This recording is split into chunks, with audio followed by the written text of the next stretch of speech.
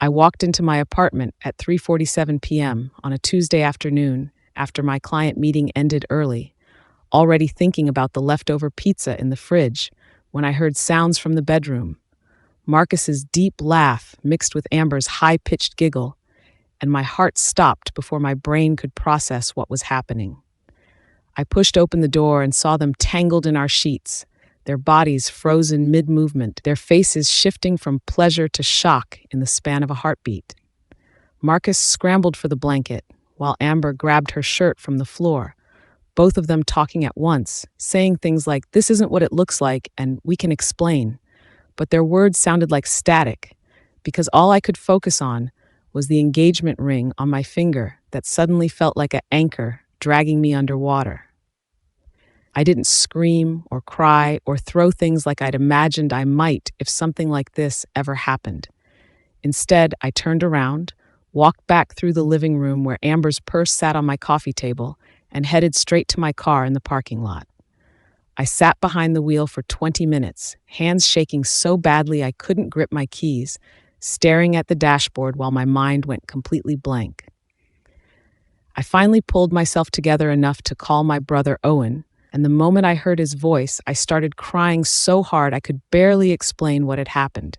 He offered to drive down from Dallas immediately, ready to confront Marcus, but I told him no. I needed to think clearly and figure out my next move before doing anything dramatic. When I returned to the apartment that evening, Marcus and Amber were sitting on the couch, waiting for me like concerned parents about to deliver bad news. Marcus launched into this rehearsed speech about how they'd fought their feelings for months, how it just happened, despite their best efforts, and how he hoped we could handle this like mature adults without unnecessary drama. Amber sat there crying, mascara running down her face, telling me she never meant to hurt me and that she'd been so confused about her feelings. They actually expected me to sit there and have a rational conversation about my fiancé cheating with my best friend since college, like this was some minor disagreement we could work through over wine. The audacity made me feel numb rather than angry. I told them I needed time to process everything and would stay at Owen's place for a few days, and I watched relief flood their faces like they'd expected me to burn the apartment down, but instead got compliance. Over the next week, I methodically moved my belongings out while they were at work, packing up my clothes, my art supplies, my books, and anything else that was solely mine. I left behind the furniture we'd bought together, the kitchen stuff we'd registered for our canceled wedding, the shared life we'd been building for 3 years. I didn't answer their calls or respond to their texts asking if I was okay, just quietly erased myself from their world. According to mutual friends who reached out with awkward sympathy messages, Marcus was telling everyone I'd taken the breakup surprisingly well and was being really mature about the whole situation. What none of them knew, what Marcus especially didn't know, was that before I returned his laptop, I'd cloned the entire hard drive onto an external drive Owen had prepared, copying every file, every email, every saved password, every document Marcus had stored over the past 2 years. 2 weeks after moving out, something strange started happening with my freelance graphic design business. Clients who'd been enthusiastically planning projects with me suddenly went silent or sent apologetic emails canceling our contracts. My biggest client, a tech startup called Voltage that had hired me for a 6-month branding project worth $45,000, sent a brief message saying they'd decided to go in a different creative direction and were terminating our agreement, effective immediately. Within 5 days, 3 more clients did the same thing, and I watched my monthly income collapse from $8,000 to almost nothing. I couldn't understand what was happening until my friend Kayla, who worked in marketing, forwarded me a LinkedIn post she'd seen, a new design agency called Apex Creative Solutions, advertising their services with a portfolio of work that looked exactly like mine. I clicked through to their website and felt my stomach drop. Every single project in their portfolio was something I'd created, with minor tweaks to colors or fonts, and the client testimonials were from companies I'd worked with over the past 2 years. The About Us page made me want to throw my laptop across the room. Marcus and Amber smiled from professional headshots, described as co-founders who'd worked in the industry for years, building innovative brands for forward-thinking companies. They'd listed my former clients as references, complete with fake quotes about their exceptional creativity and professionalism. I checked the domain registration through a website Owen had shown me and discovered Apex Creative Solutions had been registered 8 months ago, in January, which meant Marcus and Amber had been planning this betrayal since winter, while I was sharing every detail of my business with them over Sunday dinners and late-night phone calls.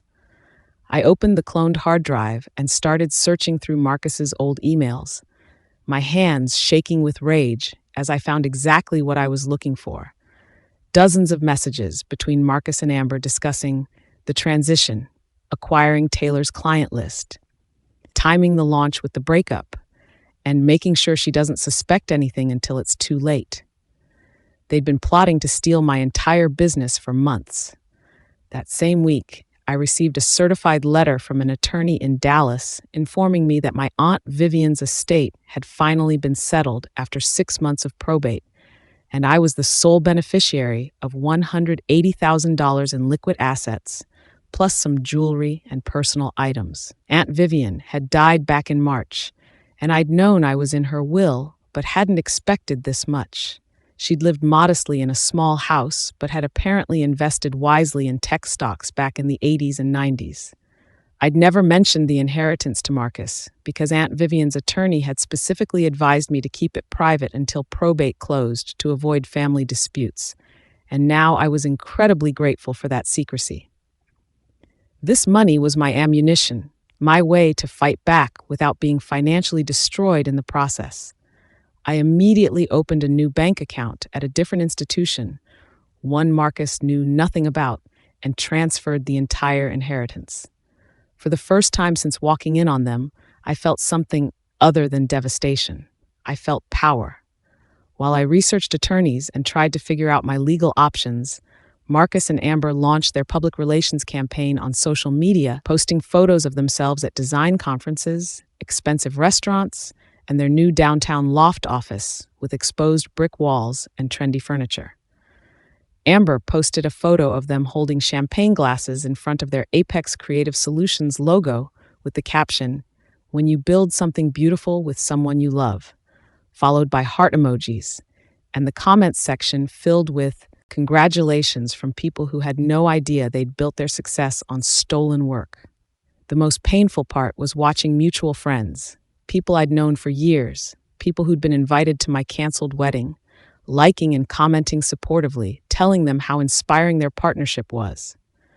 I wanted to scream that they were frauds and thieves, but I forced myself to stay silent and document everything. Every post, every photo, every comment got screenshot and saved to a growing folder on my computer labeled Evidence. I scheduled consultations with 3 intellectual property attorneys in Austin, and the third one, a sharp woman named Victoria Reeves who specialized in copyright and fraud cases, actually leaned forward in her chair when I started explaining my situation. I showed her the cloned hard drive with all of Marcus's emails, the side-by-side comparisons of my original designs and Apex's portfolio, screenshots of the planning messages, and my client list that they'd stolen. Victoria spent 20 minutes scrolling through the files, and when she finally looked up, her eyes were practically glowing with professional excitement. She told me this was one of the clearest cases of copyright infringement and tortious interference she'd encountered in 15 years of practice. We could sue for damages, file DMCA takedowns to get their website removed, report them to industry organizations, and potentially pursue criminal fraud charges if we could prove they deliberately misrepresented themselves to clients. The consultation was supposed to last 30 minutes, but went almost an hour, because Victoria kept finding new evidence to support our case. Victoria strongly recommended hiring a private investigator to dig deeper into Apex Creative Solutions business practices, and she connected me with a former FBI agent named Frank Delgado, who now ran a private investigation firm in Austin.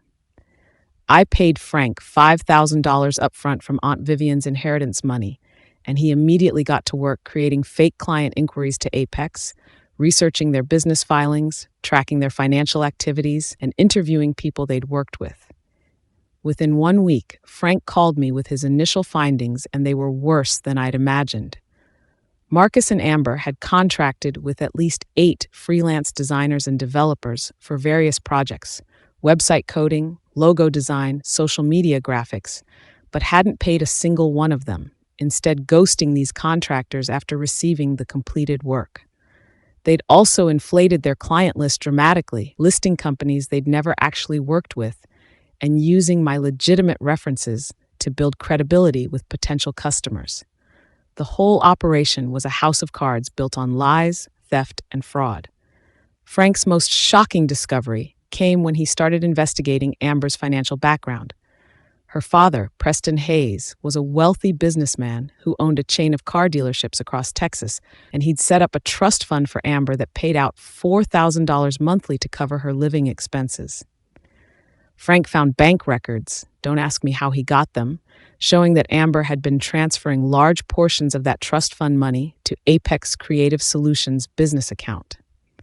Over 6 months, she'd moved $67,000 from her personal account to the business, money that Marcus claimed was being invested in office space, equipment, and marketing campaigns. But Frank's analysis of Apex's actual expenses revealed serious discrepancies. The numbers didn't match up at all. Large cash withdrawals from the business account suggested Marcus was siphoning money for personal use. And when Frank cross-referenced dates, he found Marcus had bought a luxury sports car, made trips to Las Vegas, and paid off gambling debts using what should have been business investment funds. Marcus wasn't just stealing from me, he was embezzling from Amber's trust fund while she remained completely oblivious. Over the next month, Victoria and Frank worked together to build our case while I continued documenting every new piece of work Apex posted online. We identified 23 separate instances of copyright infringement where they'd used my designs without permission, collected written statements from 5 of the unpaid contractors Marcus and Amber had scammed, and created a detailed timeline proving the theft had begun while Marcus and I were still engaged and living together. Victoria filed cease and desist letters with Apex's website hosting provider and sent formal notices to every major client they'd listed in their portfolio, informing them that the work was stolen and that legal action was imminent. I watched with satisfaction as their website went completely dark for 48 hours before coming back online with a stripped-down portfolio that removed most of the stolen designs. They were panicking, scrambling to cover their tracks, but it was too late. We had copies of everything they'd posted, and deleting evidence now just made them look more guilty. Marcus finally called me for the first time since I'd moved out, his voice tight with barely controlled anger, demanding to know if I was harassing his business with legal threats and trying to destroy what he'd built. I played completely innocent, asking in my sweetest voice what he was talking about, and he exploded, accusing me of being vindictive and unable to move on like an adult. I told him calmly that I had no idea what he meant, but if his business was experiencing legal problems, maybe he should examine his own practices instead of blaming his ex-fiancée. He threatened to sue me for defamation if I'd been spreading lies about him to clients or posting negative things online. I actually laughed, couldn't help myself, and told him I hadn't spoken to anyone about his business, which was technically true since Victoria and Frank were handling all the communications. The call ended with Marcus promising that this wasn't over and that he'd make me regret trying to interfere with his success. I hung up and immediately sent the recording. I'd been recording all our conversations on Owen's advice to Victoria, who added it to our evidence file. 2 days later, I got an unexpected email from VoltEdge's CEO apologizing profusely and explaining that they'd received Victoria's legal notice and had been completely misled about Apex's credentials and portfolio. After reviewing the evidence we'd sent, side-by-side comparisons of my original work and the designs Apex had shown them, they realized they'd been presented with stolen intellectual property. The CEO said they were terminating their contract with Apex immediately and wanted to make things right with me. They offered to reinstate our original branding project at $50,000 instead of the original $45,000 as an apology. And they asked if I'd be willing to provide testimony in any legal proceedings against Marcus and Amber. I accepted the offer immediately, relief flooding through me as I realized my reputation wasn't destroyed after all. Victoria added Voltage's statement to our case file, and within 3 days, 2 more clients reached out with similar messages. They'd been deceived, they were furious, and they wanted to support my legal case however they could. Victoria advised me that we'd built enough evidence to file the lawsuit, but I wanted one more element before we went public: complete exposure that would destroy Marcus and Amber's credibility permanently. I spent an entire weekend creating a detailed Twitter thread documenting the whole betrayal. I included screenshots of the planning emails where they discussed stealing my business, side-by-side comparisons of my original designs and their copied versions, testimonies from unpaid contractors they'd scammed, and a timeline showing how they'd systematically dismantled my career while pretending to love me. I wrote everything in clear, factual language with dates and receipts for every claim. I posted the thread at 8 o'clock on Wednesday morning and then went to make coffee, trying not to obsess over it. When I checked my phone 20 minutes later, the thread already had 50,000 views. By lunch, it had passed 200,000. By evening, it had gone over 1 million, shared and retweeted by design industry influencers, business ethics accounts, and people who were simply outraged by the calculated cruelty of what Marcus and Amber had done. The Twitter thread triggered a cascade of consequences that unfolded faster than I could track.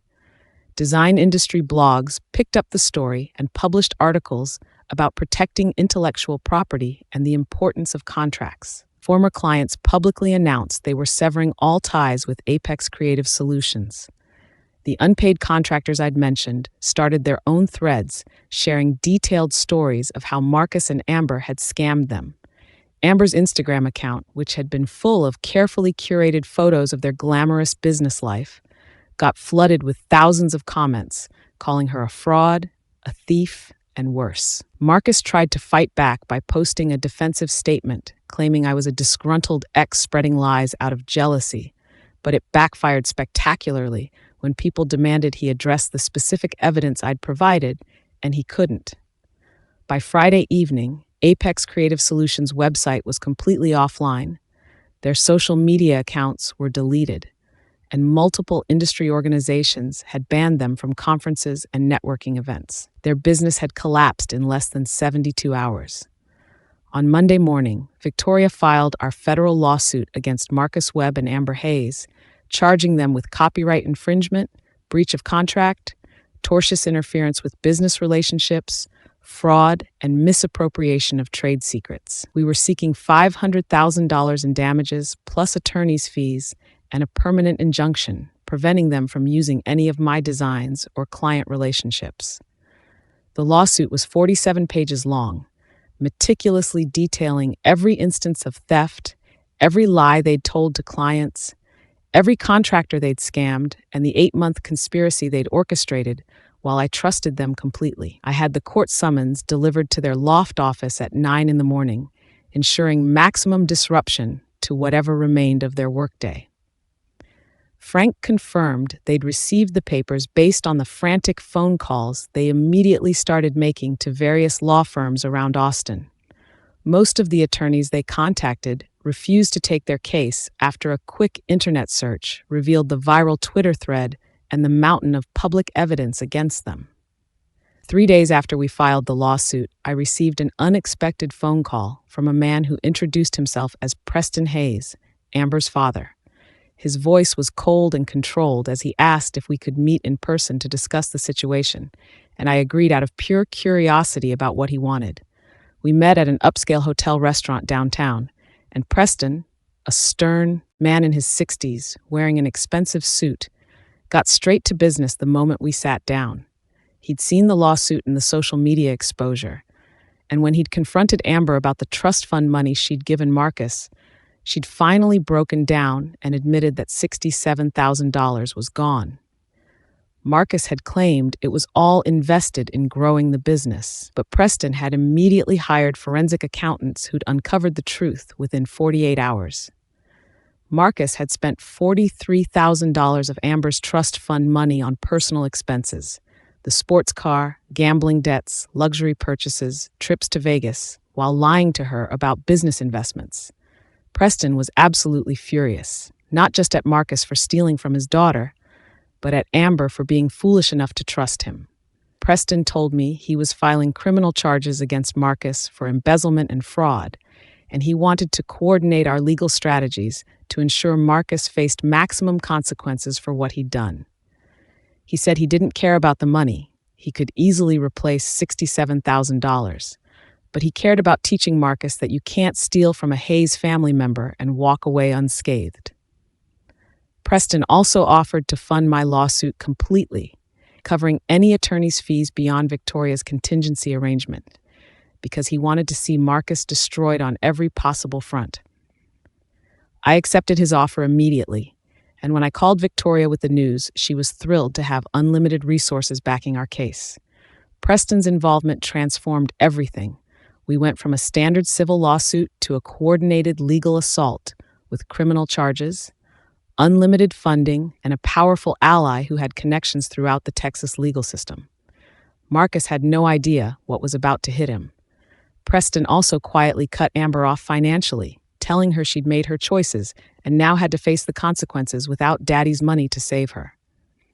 2 weeks later, Marcus's attorney, a young lawyer fresh out of law school who'd finally agreed to represent him, reached out to Victoria with a settlement offer. Marcus would admit to using some of my designs inadvertently, pay me $25,000, shut down Apex Creative Solutions permanently, and agree not to compete in the design industry for 1 year. Victoria forwarded me the offer, and I could hear her laughing over the phone as she waited for my response. $25,000 when we had documented damages exceeding $200,000, when he'd stolen my entire client list, when he'd spent months planning this betrayal. The offer was insulting. Victoria sent back our counteroffer the same day, $400,000 in damages, a public apology admitting to theft and fraud, permanent prohibition from working in any creative industry, and full cooperation with Preston's criminal case. Marcus's attorney responded within an hour, saying there was no possible way Marcus could pay $400,000 and threatening to drag this case through the courts for years if we didn't accept something reasonable. Victoria simply replied that we'd see him in court. Victoria scheduled depositions for both Marcus and Amber, and I insisted on attending Marcus's deposition even though Victoria said I didn't have to be there. I wanted to watch him squirm under oath, wanted to see his face when confronted with all the evidence we'd compiled. We met in a conference room at Victoria's law firm, with Marcus, his attorney, Victoria, a court reporter, and me sitting around a long table. Victoria was methodical and brutal in her questioning, walking Marcus through every email, every stolen design, every lie he'd told to clients, every dollar he'd taken from Amber's trust fund. Marcus tried to claim that everything had been Amber's idea, that she'd pushed him to start the business and had been the one with access to my files first. He was literally throwing her under the bus to save himself. But when Victoria showed him the emails proving he'd initiated the planning and specifically targeted my client list, Marcus claimed he didn't recall sending those messages. By the end of 3 hours, his attorney looked exhausted and defeated, and Marcus left the building pale and shaking. Amber's deposition happened the following week, and Victoria told me afterward that it had been a complete disaster for their defense. Amber had cried through most of the questioning, her makeup running down her face, admitting that yes, she'd known the designs were mine, and yes, she'd understood they were stealing my work. She claimed Marcus had convinced her they were entitled to use my portfolio because I'd shared it freely during our friendship, and that I wouldn't really mind since we were all so close. She also admitted that Marcus had told her I'd had a mental breakdown after the split and couldn't be trusted with client work anymore, which was why she'd felt justified in taking over my business relationships. When Victoria asked about the trust fund money, Amber completely broke down, sobbing that Marcus had promised her they'd triple the investment within a year, and she'd be able to pay her father back with interest. She'd only recently discovered that most of the money was gone, spent on Marcus's personal expenses, and when she'd confronted him about it, he'd told her she was being paranoid and controlling. Preston's criminal complaint moved forward rapidly once the district attorney's office reviewed the evidence. Marcus was formally charged with embezzlement, fraud, and theft by deception, serious felonies that carried potential prison time. The criminal case gave our civil lawsuit additional weight, and Victoria filed an amended complaint incorporating evidence from the criminal investigation. Marcus's bank accounts were frozen pending the outcome of both cases. His sports car was seized as evidence of ill-gotten gains, and he was forced to move out of the expensive downtown loft and back into his parents' basement in the suburbs. The humiliation was something he couldn't hide from mutual friends who'd once envied his success. Meanwhile, Amber faced potential criminal charges as an accomplice, and she hired her own attorney, completely separate from Marcus. Her new lawyer immediately began negotiating with prosecutors, offering Amber's full cooperation and testimony against Marcus in exchange for immunity from prosecution. The partnership that had destroyed my life was now imploding publicly and spectacularly, each of them trying to save themselves by betraying the other. During Frank's investigation, he'd managed to install monitoring software on Apex's business email system after gaining access through one of the unpaid contractors they'd scammed. This had given us access to every communication Marcus and Amber had sent over the past 4 months, and buried deep in those emails was something absolutely explosive that Frank had been saving for the right moment. He'd found a recorded Zoom call from March, a full month before they'd gotten together publicly, 2 months before I'd walked in on them, where Marcus and Amber explicitly discussed their plan to seduce and distract me while they systematically copied my files, client list, and business strategies. In the recording, Marcus's voice was clear and cold. "Taylor's so trusting, she won't notice anything until it's way too late. By the time she figures out what's happening, we'll be established, and she'll be too heartbroken to fight back." Amber had laughed, and responded, "By the time she realizes what we've done, we'll have her clients and her best work. She'll be completely ruined, and everyone will think she just couldn't handle the breakup." Victoria submitted the recording as evidence in both the civil lawsuit and the criminal case. And with Preston's permission, I posted a 2-minute clip of it on Twitter with the caption, "This is what premeditated betrayal sounds like.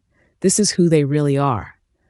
The recording went viral within hours, generating millions of views and spreading to national media outlets.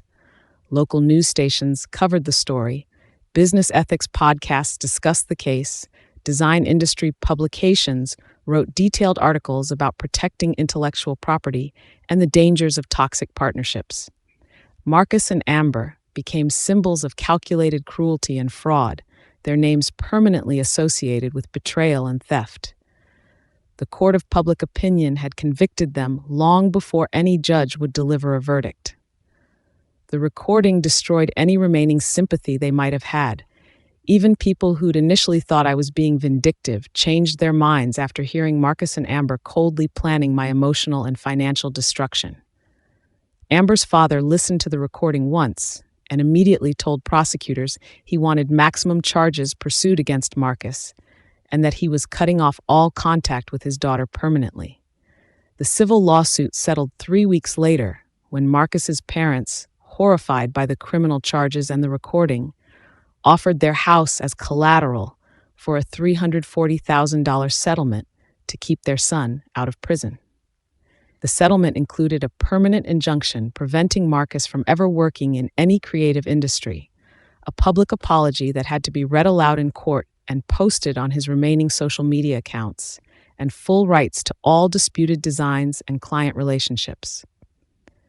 Preston's criminal case resulted in a plea deal where Marcus pleaded guilty to embezzlement and fraud, receiving 18 months in county jail, 5 years probation, and a court order to repay $67,000 to Amber's trust fund through wage garnishment for the next decade. Amber avoided criminal charges by testifying against Marcus, but she lost her family, her reputation, her trust fund access, and every friend she'd ever had. I used the settlement money to relaunch my design business bigger and better than before, with returning clients and dozens of new ones who'd heard about my fight and wanted to support me. 2 years later, I'm running a thriving agency with 3 full-time employees. I bought a house with the settlement money, and I've become an advocate helping other freelancers protect their intellectual property and fight back against theft. The people who doubted me or sided with Marcus and Amber quietly reached out with apologies I didn't accept because I learned that betrayal reveals true character, that documentation is the most powerful weapon you can have, and that sometimes the best revenge isn't just winning, it's making absolutely certain that everyone knows exactly what was done to you and that the people who hurt you face real, permanent, devastating consequences they'll carry for the rest of their lives.